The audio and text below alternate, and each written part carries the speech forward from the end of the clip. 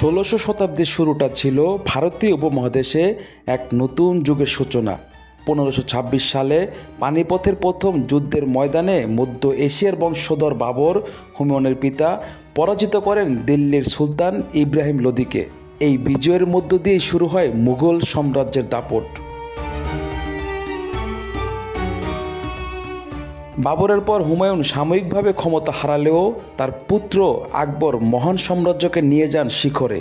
তার সময়ে গড়ে ওঠে শক্তিশালী প্রশাসন, স্থানীয় রাজস্ব ব্যবস্থা আর ধর্মীয় সহনশীলতার এক অনন্য উদাহরণ। এরপর জাহাঙ্গীর, শাহজাহান আর ঔরঙ্গজেব প্রত্যেকেই ইতিহাসে রেখে যান নিজের ছাপ। শাহজাহানের আমলে সৃষ্টি হয় তাজমহল, এ যেন ভালোবাসার চিরন্তন প্রতীক। কিন্তু ঔরঙ্গজেবের পর থেকেই দুর্বল হতে শুরু করে মুঘল সাম্রাজ্য।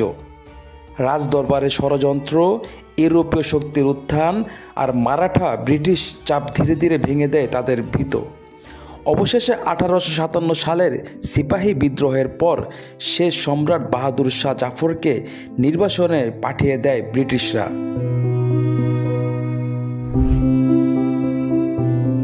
এভাবেই 3 শতাব্দীরও বেশি সময়ের এক রাজকীয় অধ্যায় শেষ হয়।